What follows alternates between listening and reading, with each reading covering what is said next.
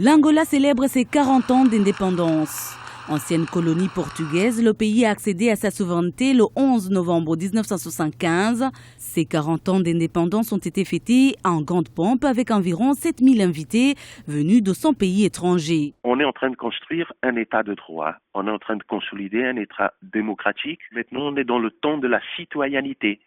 Donc tous les problèmes qui étaient cachés par la guerre sont venus dans la société. Ça, c'est normal. C'est ça qui fait avancer la démocratie. Ce point de vue économique, social, à la fin de la guerre, l'Angola a donné un saut qualitatif et quantitatif au niveau de l'économie, etc.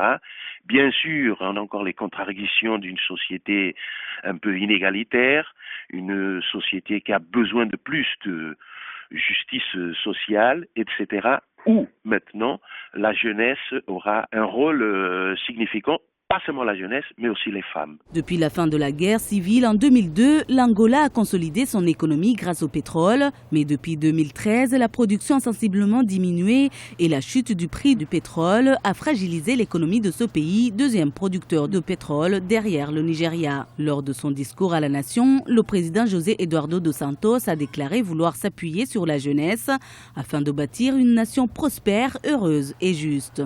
Le pays doit tout faire pour offrir aux jeunes de plus en plus de possibilités de croissance personnelle et professionnelle. La nation devrait prendre comme leur devoir de travailler pour assurer un meilleur avenir à la jeunesse, aux générations futures. Les 40 ans de l'indépendance de l'Angola marquent ainsi un tournant pour ce pays producteur de l'or noir.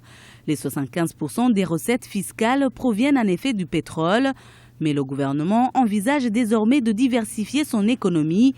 Le pays qui a connu une croissance économique en moyenne de 9% entre 2002 et 2008 a revu à la baisse ses prévisions de 2015, initialement annoncées à 6%.